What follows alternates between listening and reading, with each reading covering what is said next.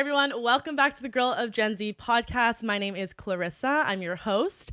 And today I have a special guest by the name of Elyssa Macri. Welcome to the show. Hi, thank you. Thanks so much for having me. I'm so excited. It's a pleasure having you on. So we're going to dive into Elyssa's career path and where she got to where she did today. As of right now, she is the communications manager for the Canadian Juno Awards, which is such an exciting title. Yeah. And before we dive even a little deeper, you may recognize her voice a little bit because I had her sister Christina on a earlier episode, one of my early episodes.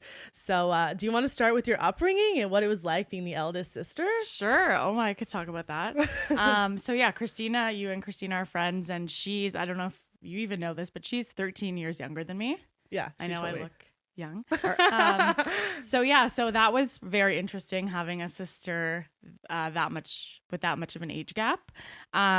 So when we were younger, it was like I was kind of at university away for 4 years. So I always make a joke, like she didn't even know who I was. Yeah. Because during the years where you're like, your memory is there, like she never saw me. Yeah. So, yeah. It was hard to build a relationship. Yeah. Like sure. I was in there. I would come home like once every like 5 months. Wow. So that was pretty funny. But yeah, now as we both gotten older, you know, when she's turned like legal drinking age, that's when we became closer because we have something in common. No, I'm kidding. But yeah, we hang out a lot more, and yeah, it's very exciting. And then we have another sister. Her name's Daniela. She's in the middle of us as well. But yeah, growing up, Daniela and I are 5 years apart, so I was kind of an only child for 5 years, which was nice. But yeah, my sisters and I are very different. I'm super like independent, kind of left the nest earlier, and they're kind of homebodies. But then of course we have a lot of similarities too, but yeah. I'm sure you've noticed. Oh yeah, for sure. How was it like, so I don't even know if you can remember this far back, but when you were young and you were kind of like the only child for 5 years, and then eventually you had another sister, how was that change like for you? Well, I mean, like you said, I don't really remember. I was like 1 to 4, but I always look back at photo albums. Like whenever, you know, we're cleaning the basement and we're looking at like photo albums, and it's like Alyssa's album, not age 1, age 2. And my sister's like, why does Lisa have all these albums? So, that's pretty funny.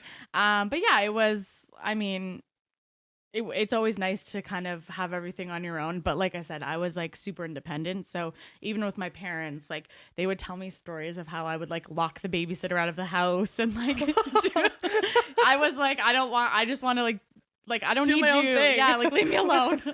But yeah. But of course, like I'm super family oriented, love my family, love my sister. So we're very close now, which is really nice. And with my the middle sister, Daniela, same thing. Like once we became older, her friends, you know, started, you know, dating some of my friends, not close friends, but so our same kind of group, outside group. Yeah, outside group, and our groups kind of like amalgamated and came together. So now my friends are her friends and vice versa. So it's nice to like, you know, it's you get to see each other a lot, and it's nice. And I live in Toronto, and they both live back still in Mississauga, but it's, you know, it's nice when they come to visit because there's so many friends. And yeah, so I feel like you have so much to catch up about too every time you see each other. Yeah, but we talk. I mean, we have like the text group. Of course. So funny, yeah. You guys do seem like a really close family. Like every time I see you guys doing like an outing as a whole family, it's literally like family goals. Like me and my sister and my boyfriend are like, I'd be like we want to be a Macri sometimes. Like it just seems like so fun. I know a lot of people say that. It's pretty funny. Yeah. Yeah, we have a big family, like not only my immediate family, but cousins. And again, like because everyone lives in the same neighborhood, you know, we went to the same high school. So my cousins are my best friends, and their best friends are my best friends. Like it's a huge, like big group. It's pretty funny. Yeah, that's good. That's good. So transitioning, I guess, let's get to the high school phase then. What was your high school that you attended a art school? No. So I actually went to a private all-girls school. So different. It used to be a private school. They kept like the private nature of it, but you didn't have to pay to go. But they only took a select number of students per year. And so you had to enter a lottery system. Was this your parents' decision? Oh, obviously. I was gonna say, what? My mom's like, it's a good school. You need to go. I'm like, okay. So I will never forget the day that my mom called me and was like, you're number 74. You made it. I'm like, oh. But going in, like, I mean, I wouldn't change it for the world. It was different. I did end up experiencing a co-ed school because after I graduated, I was like the first year after the OAC grade 13 got removed. Okay. And I'm a December baby, so I was kind of going to go into university at 17 years old. So my mom was like, that's way too young. Yeah. So I actually did a leap or gap year, I think it's called, or Victory lap. Victory lap. You call it different things. Yeah, victory lap at a co-ed school at Iona, which is the same school you went to. So that was exciting because I got to be with my cousins and all that. Right. But yeah, so my 4 years university, it was a different school. It was not semestered, so we had day 1, day 2. So you have the at Iona or at your private school? At the, it's called Holy Name of Mary was the school. I mean, it's a private school now, but again, it was like the private school rules, but without having to pay. Gotcha. And it was on a convent run by nuns. I know, it's so funny. Like that sounds so great. They weren't the teachers or anything, but like sometimes we would go to like do retreats with the nuns. Yeah, I was very Catholic. Wore uniform. It was interesting. Like you know, being with females, you're close. You get really close. Yeah. Like with your girlfriends, you're like sisters. So I like that respect where like you get so close with your friends and you have such good quality friendships. But then there's the other side of females is there's like the behavior of course. Yeah, it could get like catty? enhanced. Yeah, I don't want to say catty, but yeah, it could get catty at times. So it was interesting, but again, like there's no distractions, so you're so focused on school, and you have the same 8 courses the entire time. So you're really like you're invested in the classes. Yeah. My mom, like one of the reasons she wanted me to go there was she was like, well, if you have math first semester and then you have math grade 10 second semester, you don't have math for the whole year. I'm like, so? But she's like, but then you're going to forget math. And I'm like, okay. So like, I mean, I didn't notice that. But she thought it was a huge deal at the time. Like, oh, you could forget. What if you don't have English for a year? I'm like, it's fine. We speak English. I see her point of view in the sense that you won't be as fresh, I guess, with like doing these equations or writing essays, you know. But I do also see your view of it, especially when you got to Iona. I'm sure you saw like the difference and the pros and cons to each. Yeah. So the reason I went to Iona was because I really wanted to do a co-op. So the field, which I'm sure we'll talk about that I wanted to get into, you really needed like volunteer and hands-on experience. So I said, listen, if you're making me stay back for another year, not that she was making me, I didn't feel ready to go to university either, but I said, but I know the career path I want to go, and I've known since I was a child. So I said, I want to get experience in that, and I want to do an internship. So the only way I would be able to do that was at a semestered school, because with the previous school, you would go one day co-op, one day in school, and that's not most internships don't do that. No, they'd have to be super accommodating. Yeah, right. And okay it's with very that. Odd. Yeah. So yeah, I was like, I know I need to be fully invested in an internship for like 4 months or however long a semester is. So that's part of the reason I went to a semestered school as well after for my victory lap. Okay. Yeah. Okay, let's talk about uniform really quick. So Yeah. your uniform at the private school versus the other Catholic school that was co-ed now. Did you have kilts at both? Yeah. At the time? So I had kilts. I never wore a kilt at the girls' school. Like there was girls that did. I'm like, well, I don't know. Maybe like you didn't see the point? Yeah, I'm not even the point. I'm just like, yeah, kind of. Like, don't you want to be comfortable? Yeah, like, it's true. You don't have anyone to impress. Yeah, but not even like I'm not saying you should wear a kilt to impress someone. Yeah. No. Yeah. You do it for yourself and to each their own. But yeah, I was like, I also like played a lot of sports, so I was like, oh, I can't imagine putting on a kilt after like a 7 a.m. soccer practice. Like, no, thank you. Yeah. So yeah, I never wore kilts. And then at the other school I went to, I was like, well, I'm only going there for 1 semester, so I'm not buying a new uniform. So I just like collected all of my cousin's old sweaters and stuff and just like wore those. You're lucky that you're able to get away with Yeah, that. I'm like, there's no way let I'm me buying a just new. take one of Yeah. each, and I we'll was be like, good give to me go. 2 old sweaters. Like, I'll like, who cares? Yeah. And I remember one day, and like, I just wore my own pants and all that. I remember one day, the secretary who was like really known. I don't know if you had her, but she's really known for like being a stickler with uniforms. I think it's the same one as forever. Yeah. So she found me one day, and again, nobody her really favorite knew thing me. to do. Yeah, nobody knew me because I was just there for like a semester, and she was like, "Your pants are wrong." So I went and pulled my cousin out of class. I was like, "Hey," we switched pants, and then I went to the office and was like, "Oh, I have my pants," like, and then we switched back. It was really funny. Yeah. Oh man, yeah. If we're talking about the same woman Oh, that for I sure. think is still there, Mhm. yeah, that was like that's the only thing she got joy in was I know. freaking uniform because it wasn't even her job. But when she would see you at the attendance office, like she would see you in your uniform, so she'd like to make her comments. Yeah. you know. Well, she's an old school thinker too. Oh, So yeah. like she was like, "Oh, you have to stick to all the rules." I'm like, "Okay." Like nobody wears anything they're supposed to wear. I Like, know. I remember when our we had the logo of the dolphin, Mhm. and my year didn't do this so much, but I feel like years previous they had sewn the dolphin into their like TNA pants. Oh, but then that's so eventually teachers funny. caught on. They're like, "Kate, those TNA pants do They're not fit not- the same as they're not uniform pants." Like, McCarthy, yeah, okay. yeah.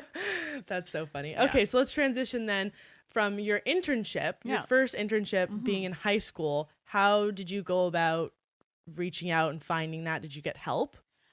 So it's a funny story, and I always like there's like moments in my career that I'll like never forget, and I'll never forget like my experience with trying to find this internship.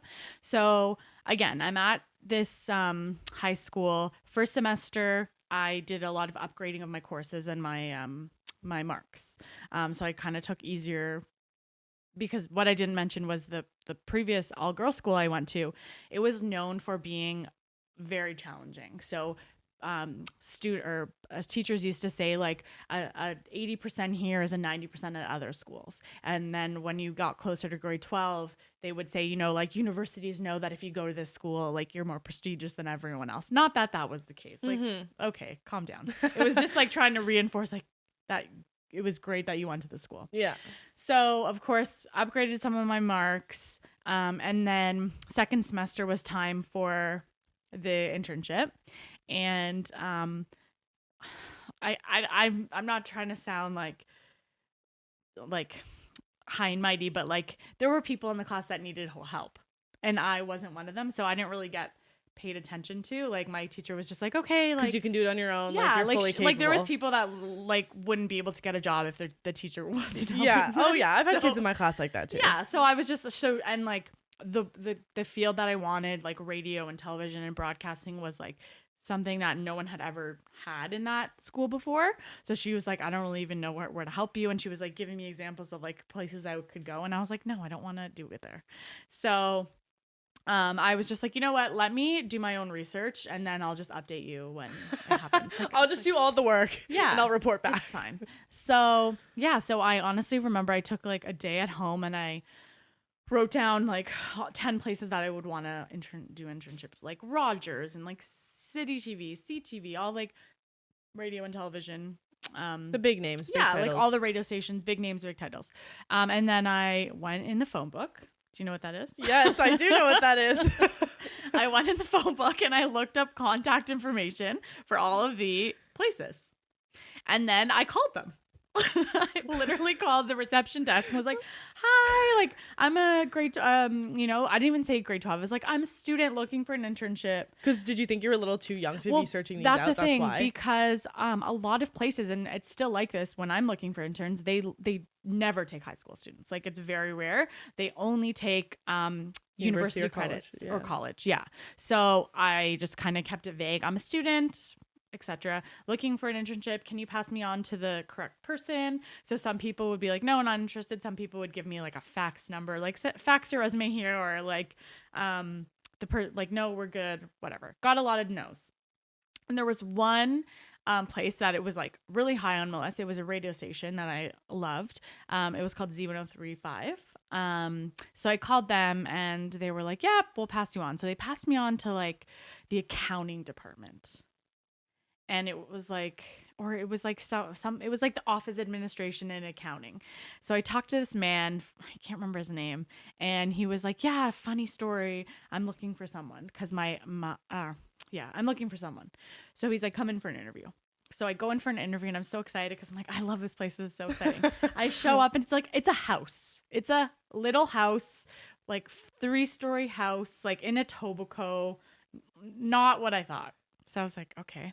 So I go in, like. Did you drive yourself or did your mom No, drive you? my aunt drove me. Okay. I remember like she like dressed me for the interview and like she had a convertible, so she drove me in her convertible. Like it was Arriving in style. yeah, she was like, oh my God, what if they look out the window and see what you're driving? So she drove me in her convertible. Like I have memories of her. But so I go upstairs all the way to like the 4th floor. The studio's like on the main floor, and I'm like, oh, I want to go there. So I go all the way to the 4th floor. So I thought it was only 3-story floor. or three or 4, Okay, whatever. okay. So I go to the 3rd floor, and I go to this like little closet office, and this like older man sits down, and he's like, hi, Elyssa, I'm really happy to have you in today. And he shows me like a pile of paper. He's like, this is a stack of resumes that I've gotten from teachers that contact me every day. And he literally went like this. He threw them. He's like, and do you know why you're in here today? Because you took the initiative to call me yourself. And that's the type of person that I want to work for me. So, and I was like, oh my God, look at Things me. like I'm that so go great. a long way. Yeah. And again, he's an older school thinker, like, and this was the time where it was like young millennials. So that mindset was changing. So he was like, this meant a lot to me. So I really wanted to meet you and etc. He's like, listen, this internship is not the exciting thing. It's in the accounting department. You're going to do a lot of like archiving and photocopying and blah, blah, blah, but you're going to be here. So you never know what could happen. You never know what it could lead to. So he was so honest with what you're doing. Honest. Yeah. He's like, you never know what it could lead to, whatever. And I was like, no, I'm interested. Like, whatever. So went back to school, waiting on this. So maybe a couple days later, he calls me and he's like, hey, Elyssa, I loved your initiative. You're proactive, but we filled the position with someone who's a little more experienced than you are. Again, like, don't stop the drive. Like, in this industry's tough and you need to like, you need to be a go-getter. No. So I was obviously Bummed. devastated. Yeah. So then it was like maybe like a week later, I was still looking for something. And I remember, I feel like I was like playing a sport or something. And we were like on a bus. We were all like going to a game or coming from a game. And I got a call. And this girl's like, hey, my name's Melanie from the Z1035 morning show. Blah, blah, blah. Passed on your resume. Really recommended you. Said you were great. Our intern just got mono and can't come in anymore. So we're looking for an intern. Oh my gosh. Yeah. I was like, oh my. And like, I listened to her every day on my radio. I was like, okay. Yeah. I'm there. She's like, can you come tomorrow for an interview? I'm like, yes. So I go in the next day and like I'm sitting at this boardroom with the 3 morning show people of like the best morning show at the time. Yeah. And they were like trying to be so intimidating, and they were like, this starts at 5 a.m. You have to get our coffees twice a day. You have to do whatever we say. Like, they were trying to be like really intimidate you, because like they're right. It's an intense environment. Like, and again, they were the biggest like morning show at the time. Yeah. Like, they were You're at the best of the best. Everyone listened to them. Yeah. So I was like, yes. Everything you say, I'll do. So they ended up hiring me and another girl as well. So we kind of tag team it. And yeah, so I got the job, and like, again, started from like being an accounting, not getting an accounting internship, to like, I obviously really made a mark on this person that passed on my resume to, coincidentally, like, their intern got mono. So it was just like really random. So yeah, that's how that started. I ended up being there for maybe like 3 or 4 months, and then the semester term was over. And then they were like, listen, we really like what you do. And again, this is my victory lap. So I'm planning on going to university the next year. Yeah. Or the next. You'd applied and everything. After summer. Yeah. So they were like, I know you need to work for the summer and make money for university. How about if we get you a job here? during office hours, but you still be our assistant. So you upgrade from morning show intern to morning show assistant. And then you work reception from like 9 to like whatever, 5. Yeah. So I was like, yes. So yeah, so I ended up being their morning show assistant. And then I was the receptionist at the radio station as well. That's awesome. Yeah. So you got to do so many roles within Yeah. that one placement. Yep. And the placement was over. So I was like working at that time. Yeah. But it like transitioned into something more, which is what you always hope for, right? Exactly. Yeah. So, and I remember like even when I was doing the placement, my teacher, like they have to do visits, they come visit, and like she was like floored, like, how did you get this? Like no one ever has this. Like, and like after you have to do like a presentation for, they do like a job, not a job fair, but it's like, I remember I had to make like a Bristol board, and like I put pictures of all like the famous people I met during my internship, and everyone's like working out like, you know, like a auto body. Yeah. And, like Very different. yeah. different I was spots. just like, oh yeah, this was my internship. It was pretty funny. Anyways. That's awesome. Yeah. Okay. So then what, when you were making your choices of where to go to school, you knew you wanted it to be in radio or television? So I always said I always wanted to work in television. Always. There's a funny story that my mom always tells me when I was little. I don't know if you know if she's too young for you, but breakfast television. Yeah. They used to have like on location reporters. The one that I'm referring to specifically, her name was Jennifer Valentine at the time. Yeah, I know who that is. And she was just like every day in a new location doing fun stuff. And I when I was a kid, I pointed at the TV and I was like, Mom, I want to do that when I get older. That's what I want to do when I get older. And she said from that moment, I stayed on that line and chased that. So I always wanted to be like an entertainment reporter, something in television in front of the camera. Like I loved the camera. And then when it came to finding internships, you know, that was proving to be very difficult. And someone told me, you know, like a lot of people in television broadcasting start in radio because it's a very easy transition from radio to television. It's a very difficult transition to start in television and then go backwards. Yeah. So someone said, why don't you just try radio broadcasting? And that's the reason that I tried radio stations. And of course, after working at this amazing place, I was like, oh, I love radio. Like I want to stay in radio and kind of get all the information I can in radio. And then maybe one day in my future, I'll transition to television, which is very similar when it seems appropriate. But I already know everything I need to know because it's very, very similar. And you train your voice, and basically the transition is easy because you're just in front of the camera doing the same things you already know and what you learned. Right. Just like body language and learning that there's a camera now in front of you. That's exactly. it. Yeah. That's crazy. So when you were narrowing down what schools you want to attend, what made Western the top contender? So to be quite honest, it was always Ryerson for me. Ryerson Radio and Television. Oh, I didn't know that. Yeah. So the first year previously, before I had decided to take a victory lap, I said, listen, Mom, I'm just going to apply to 3 schools. And if I get in, or sorry, I didn't even apply to 3. I applied to 1, Ryerson. I said, if I get into Ryerson, I'm going to Ryerson because that's where you want to go. If I don't, then I'll do, you know, my volunteer experience and upgrade my marks and try again the victory next lap, year. I always wanted to go to Ryerson because it's the most famous, like it's where all the broadcasters go. Yeah. So, didn't get in. I remember, I think I was like on a wait list, or it's very competitive. So didn't get in, did the victory lap, etc. Fast forward. So then when I'm reapplying, again, it was like Ryerson was my number 1. And back then you had to you paid a fee and you got to go to 3 schools. Like if you just applied for 1, it was the same price as 3. So I was like, well, I might as well just put 2 more in there. And again, at that time, all my friends from high school were all already in university because none of them did a victory lap. Oh. So during that time, I was, visiting my friends in Ottawa, at Carleton. I was visiting my friends at Brock. So you kind of got a little bit of the university scene everywhere. You're like, don't like this one. This one's okay. Like you got to get a taste so I was of everything. visiting all my friends. Yeah. And so like Brock, I loved Brock and Carleton, but I was like, it's a little too far. And I was also researching like their programs, like their journalism or communications program. And I knew that I wanted to do I wanted to get hands-on experience. And even coming from the radio station, they were like, don't worry, you don't need a university degree. If you want to be in radio, you need a diploma. But my mom was like, no, you're getting a degree. you need a degree. Traditional. My mom literally dictated my life. Like everything. In the best way possible. No, I know. Yeah. In the best way possible. She guided. Yes. So she's like, no, you're getting a degree. Like you need a degree for life. I'm like, okay. So I'm getting a degree. Whatever you say, Mom. Yeah. I'm like, well, okay.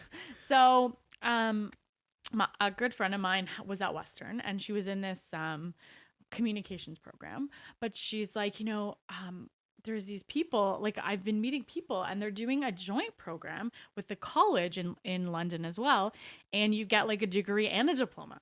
And she's like, you should look into it. And I was like, oh my God, that sounds awesome. So I looked into it and I was like, there's 4 streams. There was like journalism, television and multimedia, radio, and something else. There's one called interactive media. Now. I don't know if that's what it was. That was at like early stages. Okay. So I looked into it and I was like, oh my God, radio broadcasting, perfect. This is literally what I want and what my mom wants. This is perfect. Yeah. Make everyone happy. Right. And it's away. I knew I wanted to go away. Yeah. Even if I went to Ryerson, I was like, I'm living in residence. That's like that's a deal breaker for me. Like not staying home. Yeah.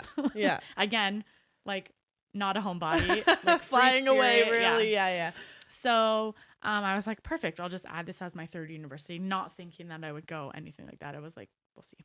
And then didn't get into Ryerson. I was on a wait list again, devastated. I'm like, oh, my life's over. What am I going to do? And I got into this Western program. Because the Ryerson one wasn't a combination. No, it's just the degree. Yeah. But but again, it's called Radio and Television Arts. It's world famous for, developing these famous broadcasters and people that are super successful all over the world. Right. So it's very well known, and it mixed it was a university program that mixed that hands-on experience, and that's why everyone wanted to go there, because that's something you don't really get from a university program. So I got into this Western program. I started researching more, and then I heard about this like fun residence called Saugeen. I was like, oh my God, I want to go there. Fun party again. I've come from an all-girls school, super like not sheltered, but like you want to be free now. Yeah. Like I didn't have the high school experience that my sisters had. Yeah. 100%. They both went to Iona. Yeah. The co-ed school. So yeah, I didn't have that experience. I was like, you know what? This is my opportunity to like, go enjoy and have fun. And then I kept reading and it's like #1 party school. And I was like, oh my God, I just got really excited. So I was like, can't wait. But again, the program was also like, it was a new program. It was a joint program. So I got the degree my mom wanted me to get, and I got the hands-on experience I wanted. Right. So it seemed like the perfect place. So yeah, I accepted it. And the first time I saw the campus is when I showed up for orientation. Like I didn't even go. You didn't even do a tour. Nope. You just knew. I showed up for orientation, and that was the first time. I think it's like a couple weeks before. Showed up, and I was like, I love it. Like I know I'm going here. I've already accepted, but now I'm like, I've reassured myself that it's the right choice. Right. Yeah. Right. That's crazy. Okay. So then when you attended Western, they made you pick your stream of choice at the college during first semester, first year, or second? Oh, to be honest, I don't more remember, but it was around the middle of first year. So the first year is you're at Western. You're doing the first. So how it was broken out was there was a group of like, it was called MIT. So it's like media, information, and techniculture. So you go to MIT and you're with everyone who's in MIT, and you do all the first year MIT courses. And then your second year, you break off into your stream and you go to Fanshawe. So there was only in first year, there was about 20 people that were in my program that go to Fanshawe in second. And then the rest were just MIT, all Western. So middle of first year, they say like, give you more information on the streams and you pick. So did they make you go on a tour at Fanshawe? I think they did. They made us. Yeah, they did. They made us go on a tour. And yeah, it was a long time ago, but I'm trying to remember. So we do a tour, we pick our streams, and then the second year is like you're all Fanshawe. Like you go to Fanshawe every day. There was 2 night courses at Western that you do. And they were like same thing, MIT courses. So they also say that like it's super competitive. So you basically have to get in every year. So you have to maintain, I think it was like a 70 or 75 average in order to go into the next year. So to fast forward a little bit, from first year when there was 25, maybe 30 people in my program, I graduated with 6 people. Wow. In radio, like in my exact radio in the radio program. stream. Yeah. Wow. Yeah, it was super competitive, and people dropped off like flies. That's nuts. Yeah. So what was your experience learning the radio stream at Fanshawe? So second year, it's all Fanshawe. It's smaller classes. It's more like a high school feel. And again, I didn't get this co-ed high school experience. So I was like, so this is all new to you, as if Yeah. it might be the same for other people. Exactly. But it was all new to me. Loved it. And again, it's college, so it's more hands-on. It's, attendance is tracked, which that's not like university. It's like there's 500 people in your lecture. It doesn't matter if you're there or not. Yeah. So you knew everyone by name. Yeah, knew everyone by name. In the college, sorry. Yeah, knew everyone by name. Attendance is tracked. There's participation marks, and it's just so different from the university experience. For sure. Which is one of the things that I loved. Like, I loved being able to get those two different, very different experiences. I got the Western experience, the lectures and the tutorials and my friends that I met, and then I got the college experience, which is like super hands-on and demanding, very demanding, lots of hours, etc. But is there a teacher at the time at Fanshawe, or even I guess at Western, that really stood out to you to this day, that has given you either like advice or helped you in some way after school?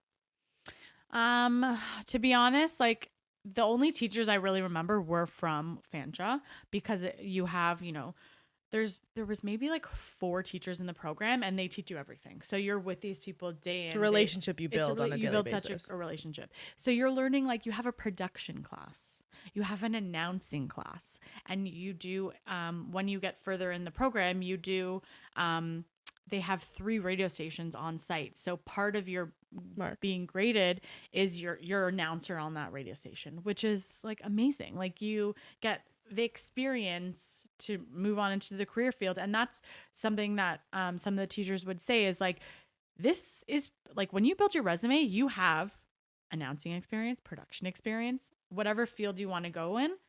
That's on your resume now. Yeah. Like, when you're in university, you can't put like your philosophy classes experience. Yeah, like 100%. Yeah, like, you have 1 year of experience being an announcer. I like the way they put that. No one coming out of college has that. Yeah. Or sorry, university has that. Yeah. Unless they were doing something on the side. Right, exactly. Yeah. Which is really hard to do in university. 100%. Like college too, because it's a lot of hands-on, so Yeah. you're there for good portions of the day and doing group projects. Yeah. But holy. Yeah. So did you have an internship when you were at Fanshawe? So no. So again, you don't do an internship because they have those radio stations on site. So you actually work for them. So that's kind of like your internship then. So you work for them. Okay. So when you get into, second year, you're just doing classes. You're learning production. You're learning how to project your voice. You're learning about talk radio and the history and all of that. So you're learning all the background. And then when third year, you're back at Western, just at Western. And then fourth year, you're back at Fanshawe. And this is the year where you're actually working on the station. So they build it like a radio station. They have a program director. They have a sales manager. They have a promotions manager. So your class now becomes the organization of a radio station. Wow. Yeah. So you pick, again, you nail down further. You pick 2 streams. You pick between, say, like everything that's in a radio station. So there's traffic, which is like copywriting, or like inputting ads. You have writing ads. You have the sales department who sells the ads. You have the announcers. You have the talk show hosts, the radio, the talk radio. You have production. You have all of that. So you have to pick 2 streams, and in that 2 streams, they schedule you on these radio stations accordingly. So you might have, some of your time might be in the sales office trying to get, money. You might have, I think everyone had to have at least 1 shift as an announcer. So you just get some type of practice. Yeah. So you go between all of your jobs, and all these radio stations. And one of the radio stations that is actually like on air. Like, it's an on-air radio station in London. So it's the real deal. It's the real deal. I feel like they still have it. Yeah, it's called the X, 106.9 The X. Yeah, and they sell ads, and the people selling the ads are students. They have live to airs. So you actually go to a club downtown London, and you know how you like do cut-ins from like a club? Like, you're like, hey, we're here at, Jim Bob's tonight and blah, blah, blah. We do that. That's so crazy. you're working. It's was such a crazy experience. And they do, like, just like it would be in the real world, they do overnight shifts. So you have to do at least 2 overnight shifts a year where you're working from midnight till 5 a.m. until the morning show comes in. So they really push you and give you practical experience that you will use for your career, which was amazing. Yeah. Yeah. Yeah. You can't ask for anything better. Yeah. Like, oh my God. Okay. Yeah. So then transitioning out then into the real world, Yeah. looking for your first job, was it based on what you went to school for? Because I know a lot of people say, you know, you go to school for something and then you don't end up doing anything with it. I find that's different in the case of being at college because it's so much more hands-on and there is more opportunity, I find. Did you find that you could find something? So it was interesting. So while you're in, it's similar for most of broadcasting, but while you're in the program, they put this idea in your head, like, don't think that you can just get out of school and go work in major markets. You can't just get out and go work in Toronto. You have to start in Sudbury or Thunder Bay. Like, they always put that in your head, just to prepare you, like that. Not to get your hopes up. No, but they're right. Like, it's a competitive field. We're a dime a dozen, and having been working in the field now and looking for hiring coordinators and interns, like, businesses know that they can get work. I don't want to say for free, but for very cheap. So again, they'll use and abuse it. Like, you're no better than the next person that just came out of school. Yeah. And so that's the kind of mentality that they put in your head. So they were like, don't expect to work in Toronto, blah, blah, blah. You're going to have to go to small markets everywhere. Yeah. Fine. So I came out of school and I was like, you know what? I'm a free spirit. I love traveling. I applied for jobs in Calgary and, BC and, like, different places. I did. I applied. So you're really okay with I was like, sure, why really not? leaving the I'm not nest going now. to Sudbury, but I'll go to, like, Calgary. Yeah. So I did apply. But I remember it was like summer. I was done school. It was like maybe May. So school finishes in April. It was May. And I went to a TFC game. And I ran into the morning show person that I had interned for. And they remembered you. Of course. Like, we were best friends. Like, while I was, I ended up going to one of the guys' weddings. Like, we were very close. Very close. Yes. They would let me borrow their car. Like, they would be like, oh, I have this errand to run, but, like, do you want to do it? I'll give you my car. Again, I'm 18. I'm doing, like, all this fun stuff. So we stayed close. While I was in Fanshawe, I would send them my air checks to, like, give me feedback. So we stayed very close. Good. So I ran into him at a TFC game and he's like, oh my God. I'm like, I just finished school. He's like, what are you doing? I'm like, I'm looking for a job. He's like, send me your resume. I'm like, okay. So I sent him my resume right away. That was on a Friday. Monday morning, I got a call. Come in for an interview. I'm like, oh my God, that's amazing. So I go in for an interview and like whatever they had available, and it was street team. So a street team is like the promotions team. They go to, like, events and they promote the radio station and they promote, their ad partners, and they give away stuff, etc. And, right. In the summer, they collect, like, names on a ballot and they give away a car. There's always, like, something going on. So join the street team. So I have an interview. The girl who interviewed me was actually she was the receptionist with me when I worked as reception. So we were both the receptionist, and now she's moved up in the company. Reception, and what she's then? Now, like, just a higher receptionist? No, she's promotions manager. Oh, and she was interviewing you? Yeah, so she interviewed. That's crazy. Yeah, so she was, and we used to, Full like, go circle. out clubbing. So she was like, oh, hey, whatever. So again, very casual. And I got the job because, again, I had all these connections already, and so they gave me the job and they were like, how much can you work? And I'm like, well, this is my only job. So, like, every day. So they scheduled me for events every day. I was going here and there and driving the branded vehicles and, like, it's so funny. Yeah. So it was great. And you always work with someone. So I was meeting a lot of people and it was awesome. You did that for what, a year? So I did that for, like, I would say a year. And then they have like banner events. They did, like, this big concert. It was called Summer Rush. It was, like, the biggest concert. It was amazing. So they like, I got to work that and behind the scenes, and I was, like, cleaning the dressing room for Justin Bieber, and, like, yeah, it was crazy. So and this was back when Justin Bieber was, like, early. His first album. Like, he just had his first album, which tidbit. It's the 10-year anniversary this week of his album. That's insane. Yeah, because I was doing research for my current job. Yeah. Yeah, so it's a 10-year anniversary of his album My World. Did you just like think about cleaning his dressing room when you yeah, thought and that? it's funny. He kept hugging. He was like very tiny, and he kept hugging me, and like he was like here on me. I'm like, why do you keep hugging me? I wonder. And I remember because it was at Wonderland, the event, and he wanted to go on rides with his friends, and they were like, "This is a security nightmare. You can't go on rides. Like, you can't." He was like popular, not as popular as he is now, but he was getting popular. Oh yeah, The like people girls would were- see him and yeah. like it would be a disaster So for they the were like, security "No, you team. can't go on rides," and he cried. He was like, he started crying because his friends went on the rides without him. It was so funny. Oh well, think about being in his shoes. Yeah, like, he was you're like, little "I'm just a pop kid." star. Yeah, But he's like, "I'm just a kid. I've put out one song." He only had one song at the time, and he can't go on rides because like it was just funny. it's the life you live as a Yeah. little pop star. Well, yeah.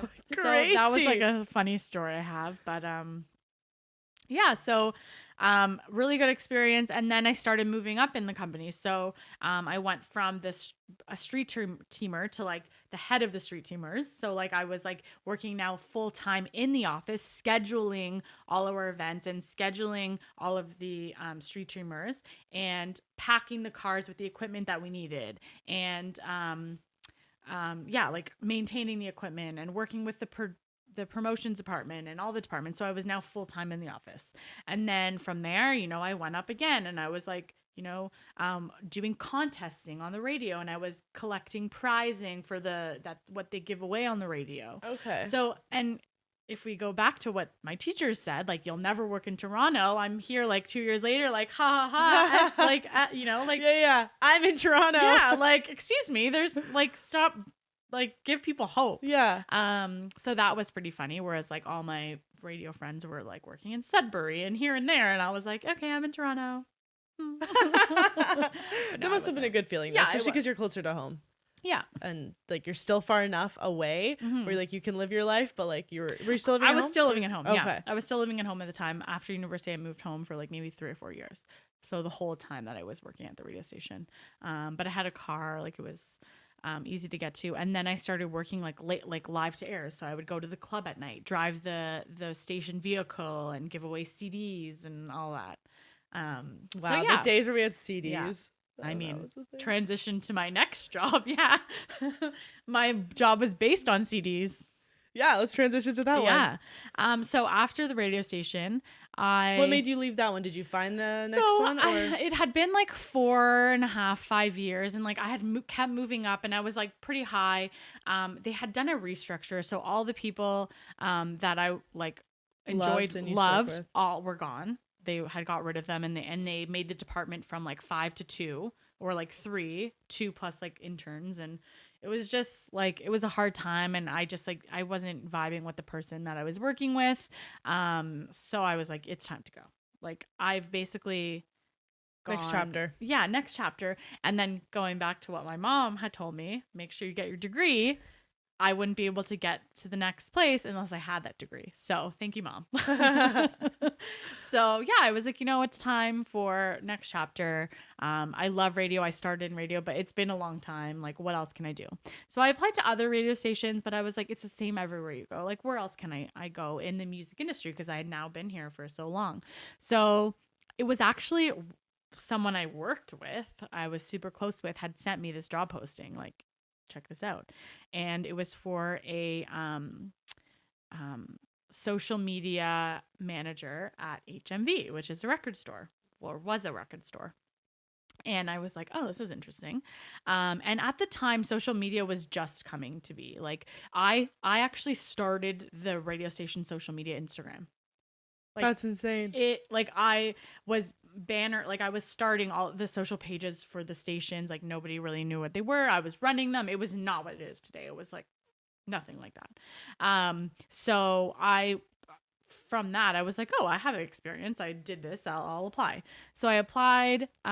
It was a rigorous like interview experience. I think I did 5 interviews. Oh my gosh. Yeah. And it was a new position because, again, social media was just starting to like become big, and companies were just realizing like, oh, we need this. Mm-hmm. And it was like they hadn't had anyone in the position. It was a new position they created, and it was in their marketing department. But you reported to the marketing director, and you were kind of like alone on an island, but like the marketing was your island. So you were part of a department, but you kind of did your own thing, which I loved, because I was like, oh, this is full autonomy to do what I want. It's a new position. I get to make it what I want. So I was super excited about it. So yeah, I did like 5 interviews and I ended up getting it. So then you stayed in that role at HMV Yeah. for how many years? So it was like, to this day, it was an amazing experience. My boss is like still one of my mentors in my career. Like we're still very close. So I stayed there. It was about shy of 5 years. Wow. Yeah. I remember when me and your sister and I don't know, forget. Oh, it was maybe Sophie and Megan. Or I can't remember who was with us, but we went downtown to the HMV Underground. They don't do that anymore, right? No. So tell your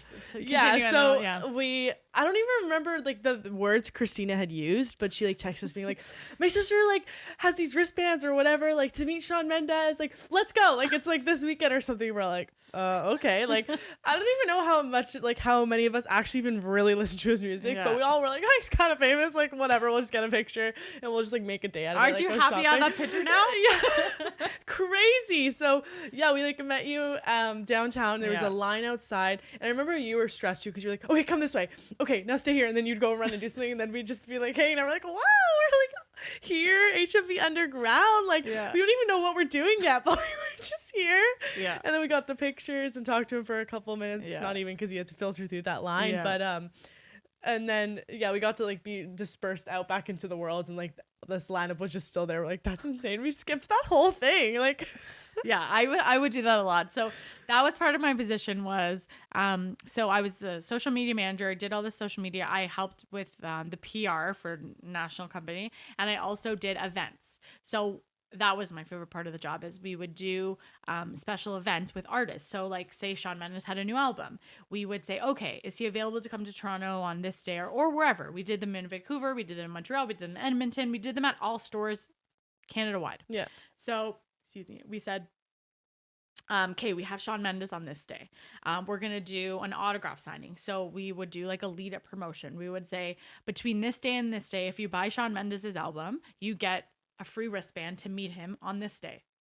And so I would be in charge of like promoting it. I would be in charge of doing the artwork and the posters that would be in store. I was in charge of facilitating the wristbands. Like I facilitated the entire events, and I would work with the labels. So all of artists are part of a label. So I would work with the label who the same position as me on their side to put this event on together. So it was like a couple people it was awesome. And we would do them in our stores. And so after a couple years that I was there, we were doing them like literally in the aisle of the stores. And I was like, this is getting crazy. We had an amazing basement in our landmark stores, Yonge and Dundas. And so I was part of like the inception of this event space. So we built it. We worked with like a builder to build it, build a stage. We built in-house like AV, built an in-house speaker system, mic, all that, bought it, and then we started marketing it as an event space. So we would go to like media, we would go to all of our music industry partners. Hey, if you're hosting an event, host it here. There's no event fee. That's all great you have to publicity. do is pay so we would just work with all the partners we already had, and we ended up putting amazing events there. We would do like showcases for artists. We would do like art exhibits. We would do book signings. We would do wrestling events. Like it was amazing, and I was kind of in charge of booking this place, which was awesome. So yeah, we did events with Shawn Mendes. I did an event with Drake, The Weeknd, like all these big international superstars, and I'm facilitating them signing autographs, or sometimes we would do photos. Like it was awesome. It was a great experience. I loved every minute of it, and I miss it so much. Yeah, that makes me just get the chills because like I like seeing you in your element, like conducting what you love most, just like a nice warm feeling. You know? Like you're getting to do something you like actually went to school for, you actually enjoy. That's crazy. And I'm a very generous person, so I loved having people my people that I love and know and love be able to experience that. Like I wanted my sisters and my friends and my sister's friends to come and experience this What it was amazing, like. unique experience. I loved seeing that joy of like people I know have a good time. Yeah. So I always invited everyone I knew like to come because Yeah. like these are things that again they don't really do this anymore. Nobody. When will you ever have the chance to meet Drake? Never. Yeah. They don't do it Very anymore. true. They don't do them anymore. And it was such a unique experience that, as we know, is now gone. So I was so happy to be a part of that and like be able to share it with like the people I Yeah, love you're too. really lucky you got that Yeah. for sure. Yeah. For sure. Did you have like a cutoff how many wristbands and stuff you could Yeah, give so out? we would 'Cause always have a limit. you're like, I always want Yeah. everyone to come. I'm like, how many No, wristbands we you would always got? have a limit, and that's would be in the marketing would be like, okay, the first 300 people to buy Shawn Mendes' album XX would get a wristband. And so we would always, like the big artists, we would always sell out. But I remember one year we did an event with Drake. I ended up, I think I did 2 or 3 events with him, but one of them was at our Queen Street location. Okay. And there was like a nice loft. So we would do the autograph signings like up on the loft, and there was like stairs, and it was so cool. It was like such a great event space. And I remember it was like he was super popular, but it was like still it was like maybe 3 or 4 albums ago. Maybe it was called Nothing Was the Same, the one where he's like in the cloud. Yeah. So we gave away 300 wristbands, and like it was crazy. Like he pulled up in his Rolls Royce and like walked in the store. Like usually we'd bring them in through the back. Like he was like, he walked up in the front. All media cameras were there. He did like a media scrum, which like artists never talk to media. Like they're like, no, we don't want. He talked to them. He came up. Like he ordered catering for his friends in the back. He had this huge entourage. Like it was crazy. And he said, he's like, I'm not leaving here until every single person who showed up meets me. So we gave away 300 wristbands. He met easy 800 to 1,000 people. So we were there. The event started at maybe, I don't know, 5. Wasn't there a cutoff time too? No, he's like, I'm not leaving. Again. Usually there's a cutoff time. They're pretty strict with it. No. Back then, I guess but not. But again, it was his His were choice. the highway. his manager said, we're leaving at, 8. He was like, no, I'm not leaving until if there's a line, I'm not leaving. So he wouldn't leave until he signed and he met every single person. I mean, that's changed now, but it was. Yeah, well, he's gotten significantly bigger. And like he was big then, he's big now. He loved the city. He loved Toronto. He appreciated everyone who came out. I think it was like cold. It was like in the fall. So he was like, I'm not leaving. So we were there till midnight. It was like a 7-hour event. Holy, Yeah. would you say that was the longest one you had? Oh yeah, for sure. And like, it was funny because at the beginning, you're so excited. You're like, oh my God, I'm here, Drake. And then like 4 hours later, I'm like, when is this going to be? I just want to go home. Yeah, I'm like, oh my God, Drake's right in front of me, but I don't care anymore because I'm so tired. Like, yeah, it was funny. So what would you say was your most exciting celebrity moment? Like, did you have like a fun encounter with one? Did you have like... Honestly, I've had so many, which is like not trying to like gloat, but I've had like a lot. I'll always remember my first one for sure because it was really big and it was like the first time that I was actually doing something. So when I was back at the radio station as an intern, they were huge broadcasters, and they got invited to like a ton of things, and they were just like they had families, and they were like, we can't go to everything, so they're like, we're sending you to go. So they're like, there's this movie coming out. It was called like House of 1,000 Corpses. It was a remake, and Paris Hilton was in it, and it was like at the time where Paris Hilton was like the biggest thing. She was like, it was around, she had this tagline, that's hot. And she was huge. So they were like, she's going to be there. Alicia Cuthbert's going to be there. She's Canadian. She was from Popular Mechanics for Kids. Chad Michael Murray, who's like my favorite. He was on like One Tree Hill, and he's been in like the Cinderella Story movie. And then Jared Padalecki, who he's on like Supernatural now. And like he was. So there was these 4 like Hollywood celebrities, and they were just sending me to do an interview. I'm like, I've never done it. What? Like I was like freaking out. I'm like, what do I do? So did they prompt you like this is what you asked? They were just like, you have figure fun. it out. Yeah. It was a more casual one. It was a roundtable interview. So what they do is they take media. There was like maybe 8 of us, and they put us at a table, like a boardroom table, and we all plug in our mics. And then it's a free-for-all. Anyone could ask questions. So, like, I don't think I asked the questions because I was too nervous, but they still use the audio from what everyone else asks.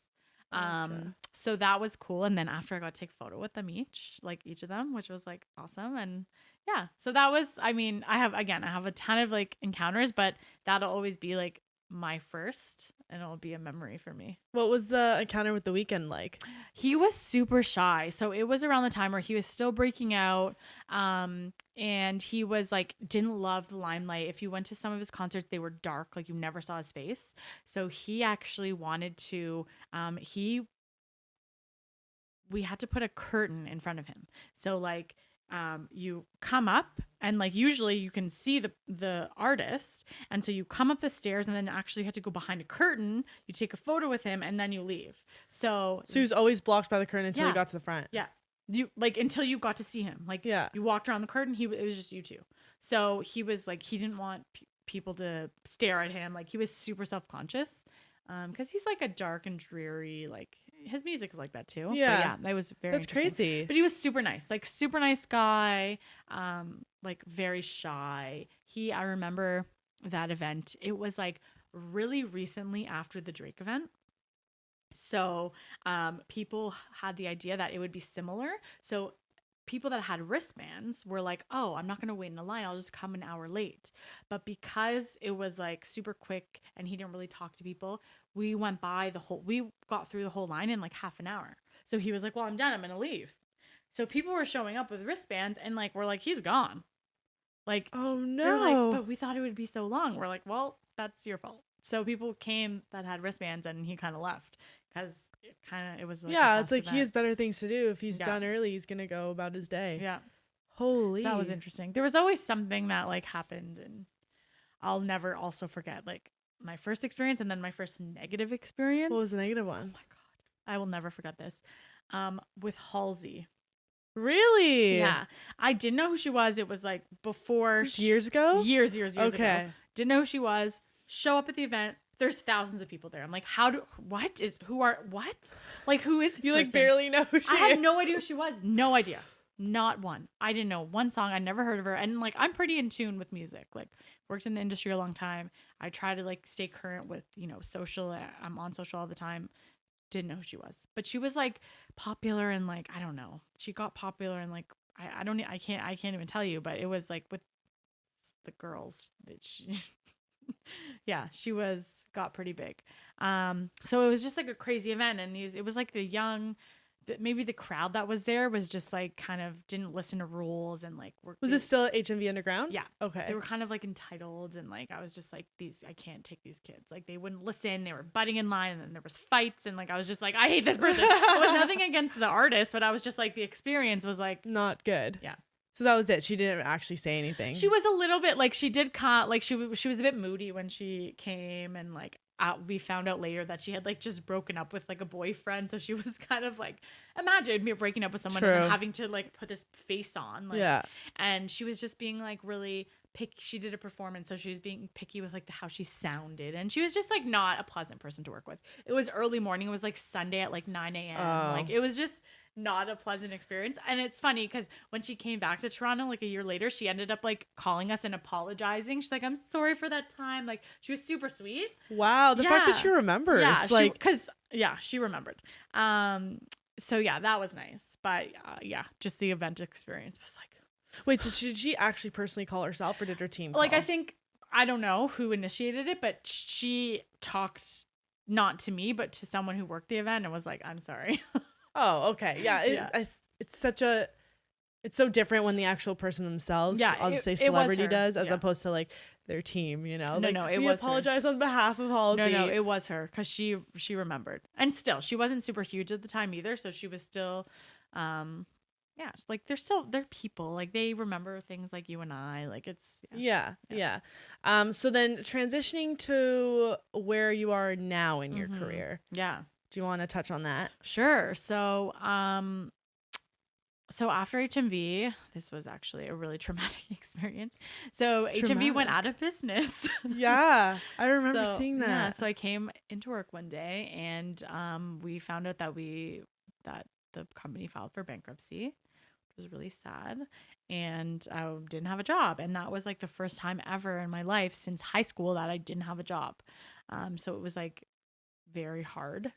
very, very hard. Stressful. Yeah, stressful. And I was just like, what do I do with my life? And like, I had bills to pay. I was now living downtown Toronto in my own place. And I was like, well, what do I do? And I had to like, it was looking back, it was like an experience, and it really puts things into perspective for you.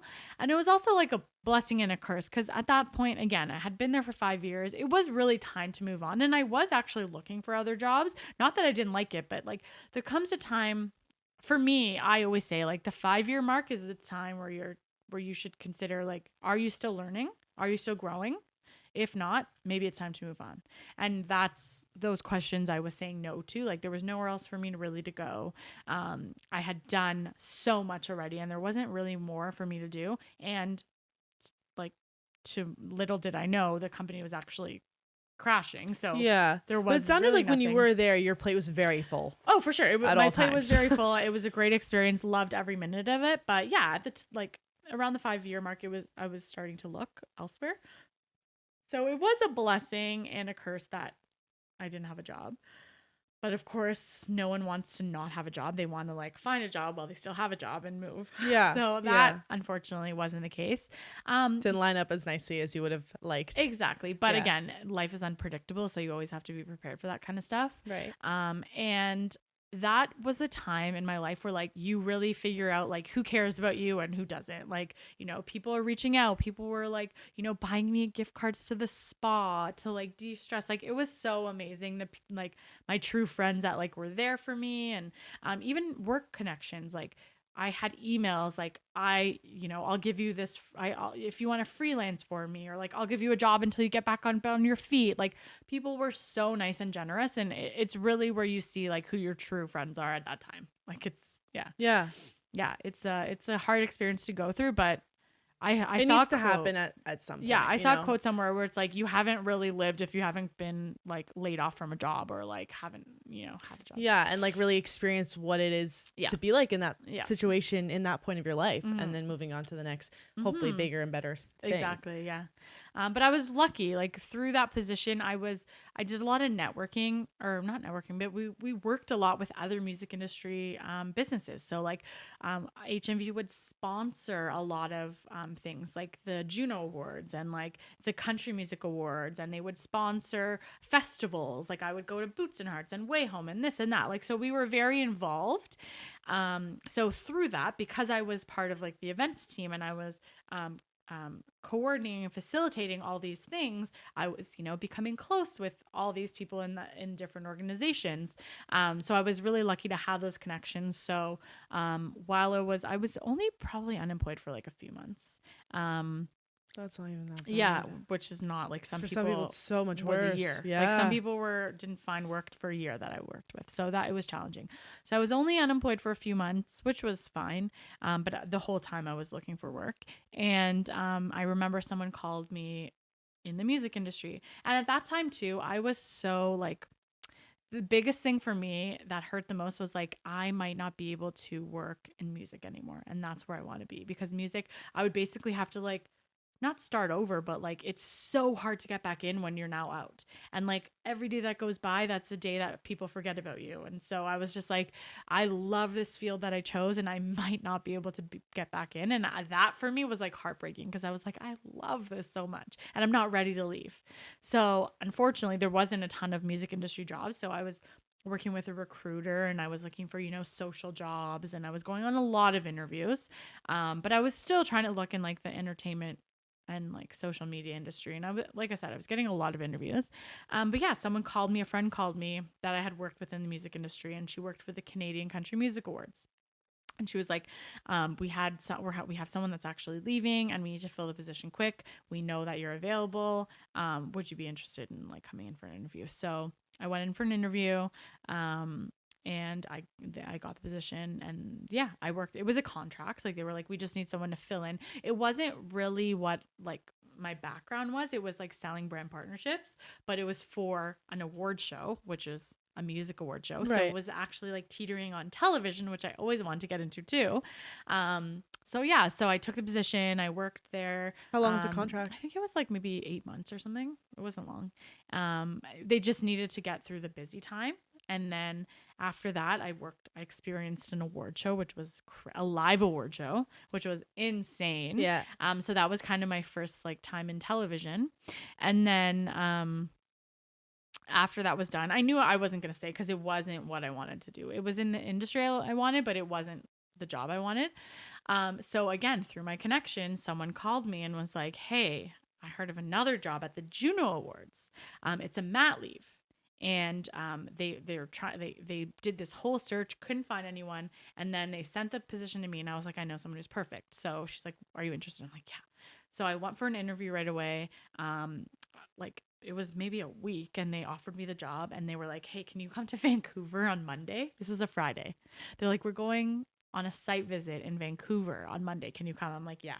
So I talked to my boss again. She was same industry, very close. Your boss at the Canadian Country Music Awards. Okay. And I was like, can I go to Vancouver? And she's like, yeah. Like she knew I wasn't going to work there. She knew she was. Well, your contract was coming to an end. Yeah, like unless she had something to offer, yeah, it makes sense. Common sense. She was trying to help me get jobs anyways because she knew I wasn't staying, and she was friends with the president of the other organization. So he ended up calling her and was like, you know, we like Elyssa. Is that okay? And she was like, yes, yes, yes. So everything was like, it's such a close knit community. I like that. Yeah, it's not like.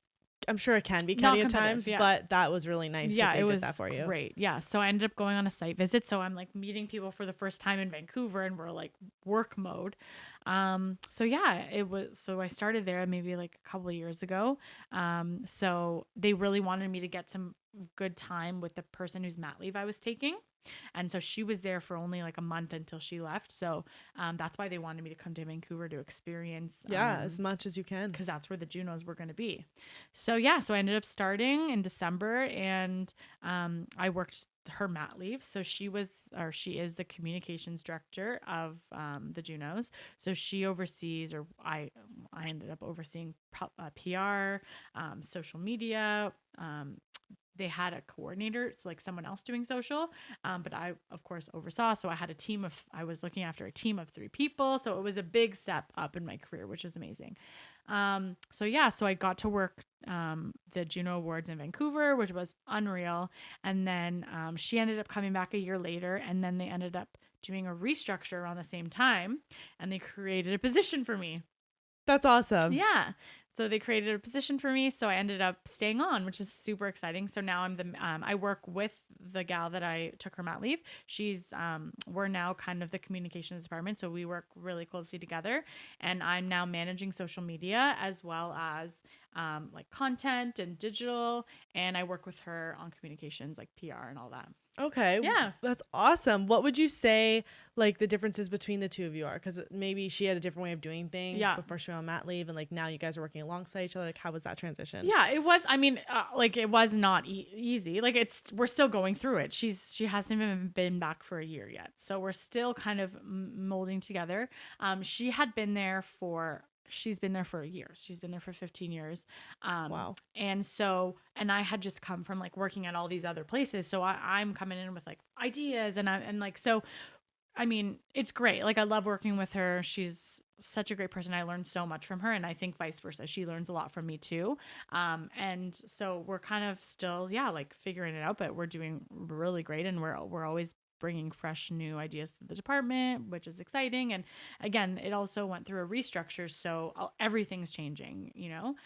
So we're adapting to the times and kind of the structure that's been built. But yeah, it's so exciting.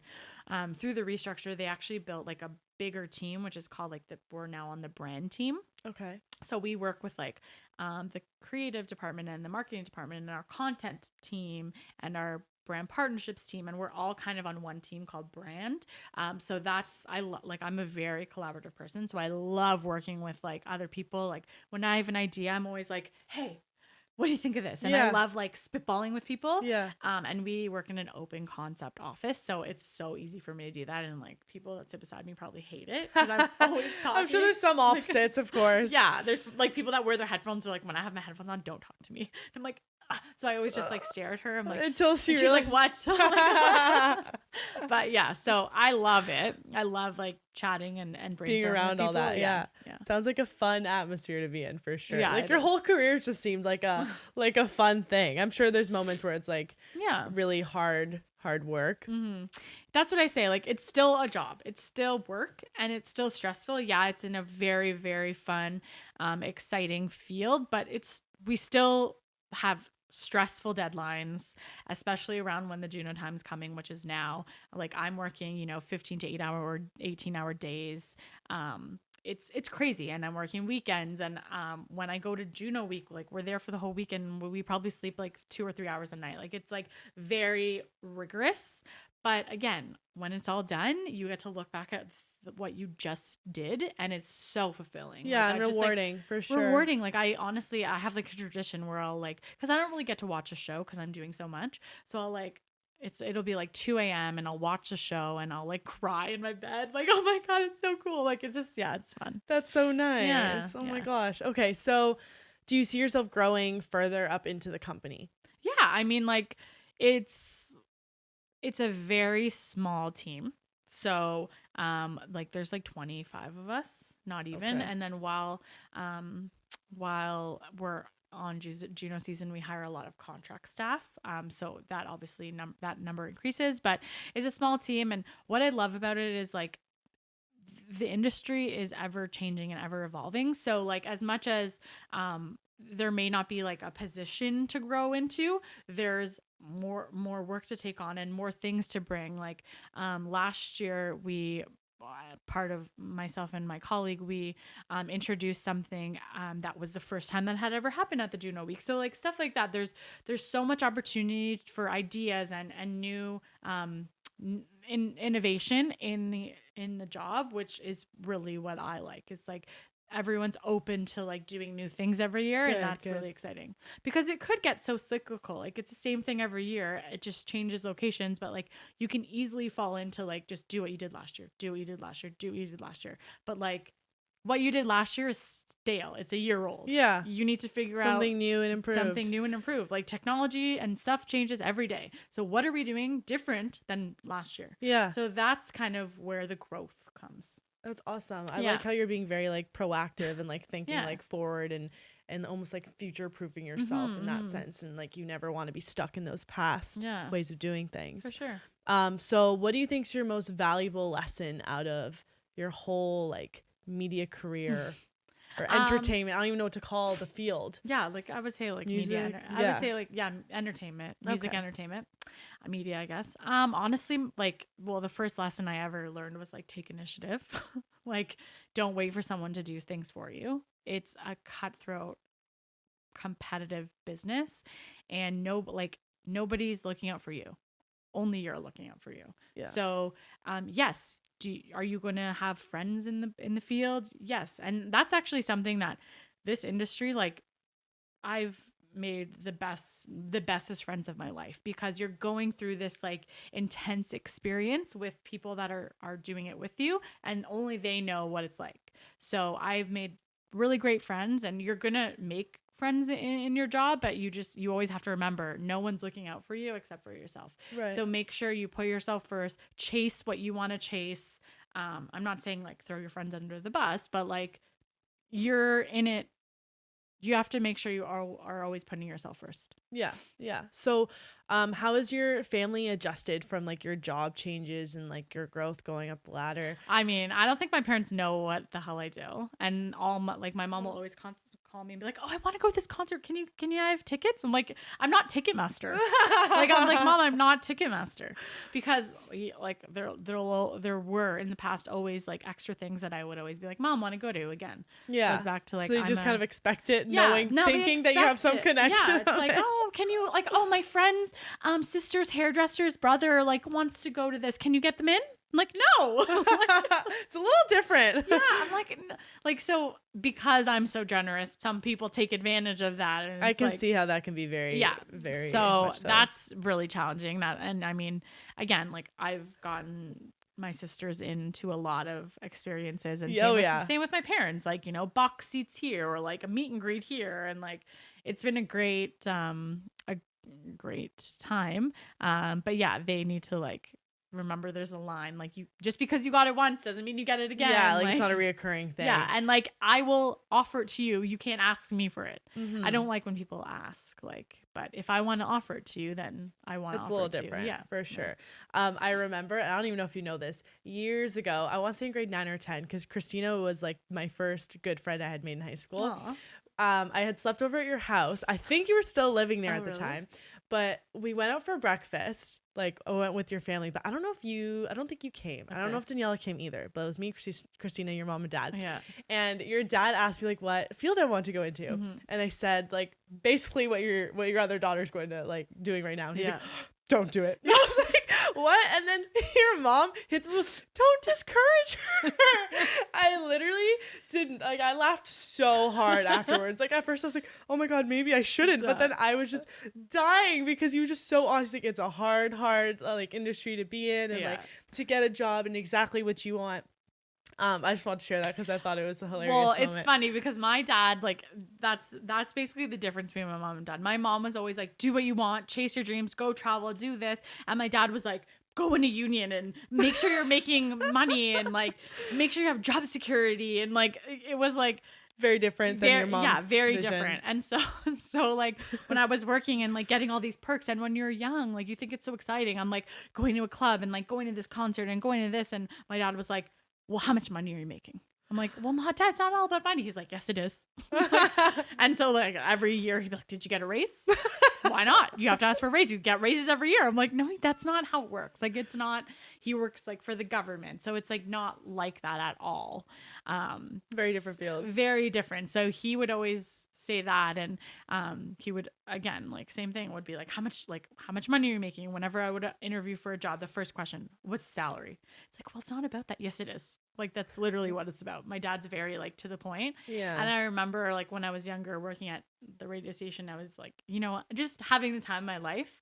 My dad was basically like, perks don't pay your bills. So figure out how you're going to pay your bills, because your concert tickets don't do that. Yeah. He has some sense to it, but I think you see the bigger picture and like what's worthwhile doing and what's not, and like when you're taking advantage of and when you're putting in the work and seeing this amazing outcome. And again, it goes back to that feeling. Like, it's a rewarding feeling to have experience all of what I've experienced and to have a hand and done and do all the things I've done. And I don't think other people can say that in their jobs either, right? Yeah. What was I gonna say? Oh, has anyone ever discouraged you in the path you've chosen? Like, did they say like, you're not gonna make it too hard, pick this instead, you're also good at this? Yeah, I mean, I would go back to like college when people were like, you can't work in Toronto. Okay. But like discouraged, no. I've been lucky to like have a good support system. That, I mean, my mom saying like, you know, do what you want, and shoot for the stars. And she always reinforced like, you knew what you wanted to do when you were little, and you've always chased that. And like sometimes when I'll forget it, she'll remind me like, you wanted to do that, like you chose it, and you've always taken that path to do that. So I was very lucky in that sense. But of course, there's gonna be obstacles along the way, and like sometimes it gets hard. Yeah, like, it's never easy. It's not ever a straight, nice, smooth road. There's always times where I'm like, oh, I'll just go work like in an office, but I can't. Like, my personality, like I would not last a day. Yeah. But it's it's still work. Like, it's stressful. There's conflicting opinions with, you know, colleagues. Like, nothing is like Pleasantville. Like, it's challenging, but it's rewarding. Yeah, good. Yeah. Okay, so then I guess the last question I have to ask you is, are you happy with the direction of life you're taking right now? Like, we haven't really touched on this, but you've traveled a lot. You live on your own in Toronto. Like, it seems like you're living a pretty good life. So do you want to touch on that? Yeah, sure. I mean, yeah, I love my life right now. Like, I've always loved my life. Are there hard times? Yes. Does it suck sometimes? Sure. But like, I've always known that I'm an independent person, and I've like kind of gone by that my whole life. I went away for university, which was super exciting. I've traveled a lot. Since high school, my mom encouraged me to travel and to be cultured, and the word cultured is like a buzzword in my life. Like I look like I want to be around people that are the same way, and that like, you know, when we go to different places, don't just want to be in the hotel room. You know, I like to go to museums and etc. And like you said, I've traveled all of Central America, and like, which is some locations which are kind of like off the beaten path that no one would really go to. And my dad is like, why are you going there? Like, it's dangerous. And I'm like, no, it's not. It's an amazing part of the world that nobody like knows about. Yeah. It's not like advertised on Instagram. Yeah, exactly. Well, now it's starting to be, but yeah, I've been to like these amazing places and like taken, you know, they're called chicken buses, like they're school buses to get there. And like I've traveled for 15 hours in a day in like a hot car up a volcano, and there was like mudslides, and like it's there. I've experienced a lot, and like I'm lucky to have my like two close girlfriends that love to travel as much as I do and are able to take the time, because that's challenging too when you're. It's hard to find a travel buddy with everyone's time like restraints and jobs. Exactly. These like days. Not a lot of jobs offer like flexible vacation. It's not like given. So yeah, I'm lucky to find some people that love traveling, and I'm actually going to Mexico City next weekend. That's so fun. Yeah. Are you going with one of your travel buddies? My two girlfriends. Yeah, we've traveled a lot together. We're doing Mexico City, and then we're doing like the beach town. But yeah, like I do not travel to resorts. Like I remember I went with my family a couple years to a resort, and I was like, this is a nightmare. I need to get off this place. Because you just felt like secluded to that one it's spot. Just like so boring. You do the same thing every day, and like the prices are so inflated. Like an excursion that you would do on your own is like triple the price at a resort. Yeah. And like I know, because I've done it when I've gone to places not on a resort and I do like activities, like it's very cheap. Yeah. So Holy, what would you say was your favorite place you traveled to, or maybe a couple if you can't decide? I get like Central America is probably like has my heart right now. Like I've traveled to all the countries in Central America, and I want to start South America, but Guatemala and Belize are probably my top two. Guatemala just has like the most amazing culture. Like you you immerse yourself in what they do. You travel how they do. You take their kind of transportation, and you go to these little villages, and they're wearing like their native dress, this like hand stitched, hand embroidered, amazing like skirts and dresses. And like you go to the market and they're selling them, and you're watching them make that. Like it's amazing. And there's like, I mean, volcanoes, there's the rainforest, there's Mayan ruins, and like it was an amazing cultural trip. And we traveled for 10 days all through the country. That's wild. Yeah. It was with your two girlfriends again? Yeah, with my girlfriends, yeah. Oh and then my Belize, gosh. I found this like really magical island called Key Cocker that I go to. I've been now 3 times. I'm just obsessed. It's like there's no cars on the island. There's like 2 bars. Like it's like they're so fun. That's amazing. Yeah. And what would you say, not to leave on a negative note, but like your least favorite or one that you expected more from? From a travel destination? Mm-hmm. Well, a couple summer or maybe last year I went to this place, I was super excited. I had a friend there. She was scuba diving. And she just like gloated about this island. She ended up going like for traveling, and then she stayed. Like, so she had been living there for like a few months and loved it. And so we went, and literally the day we got there, it was like, it started raining and it didn't stop for 10 days. And it was like awful. So you got like, the bad experience version because of the weather. Unfortunately, because of the weather. And it was also a place that's really hard to get to. So you fly into the airport and you take like an 8-hour car ride to this island. Did you rent a car? No, we had to hire like a private service. So it's like an 8-hour drive to a ferry dock, and then the ferry dock, it's a 2-hour boat ride. So it's not a place that you can like easily go back. So I was just, unfortunately, it was because of the weather, but like it kind of put a damper, and like for sure when it rains, like your mood just like drops. Yeah, 100%. When I went to Europe recently, in Portugal specifically, I forgot even what the things were we were gonna do, but there were 2 like excursions. One was stand up paddleboarding in the Bengal cave. The photos were beautiful online. I saw it on all these like travel blogs.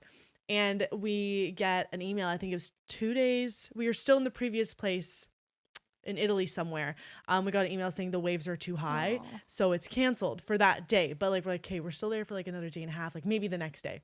No. Still, the waves are Yeah. too high. Aw. So then like, okay, maybe we'll just go kayaking. But like everything was canceled. Like you wouldn't- couldn't even go out on your own. Like they would not like Let you. rent it to you, you know, as much as they're like, oh, they want to make money. They're like, this No, is like safety, dangerous, and like yeah. we're all gonna get in like so much trouble if we let Yeah. these random tourists just go out on their Yeah, own. for sure. So I totally know what you mean by like the Yeah. weather, because like then in Portugal we didn't end up doing really anything other than like a little bit of sightseeing and like Mm-hmm. hiking. And Yeah. we didn't get to do the fun excursions because they were all canceled. I know, it's not like you So- can just jump back to Portugal next week. Exactly, like, oh. exactly. And then it's like, Yeah. oh man. I know. Yeah, Um, weather is like a big factor. And like we were gambling. Like we were traveling during rainy season. We were really gambling with it, but like we had traveled during rainy season every time and we had been so lucky. So this was the first time that I like caught up for What's with rainy us. season? I feel like I should know. Rainy, like it's like basically their winter. They call it rainy season. Which is what months for them? Oh, it changes, but it's usually around like October to like December. It's like it just rains a lot. Oh. But some places you go and it will rain like in the morning and the night, and the day will be nice. And like it doesn't rain. Well, what they say is it doesn't rain for long, but it rained for long. It rained the whole time. Liars. It literally rained the whole time. Wow. And I remember we went to like this. We got there. It was so nice, sunny. We go to this island, and we're there, and it's amazing. We're like, oh my god, we're spending this whole day on this island. It was like small, and so we're there, and like all of a sudden the clouds, like within, I'm not even kidding, 20 minutes, it was black.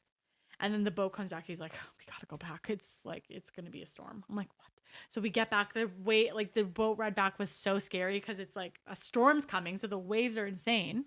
And so we get I back would've and been it so just scared. started raining and it didn't stop for 10 days.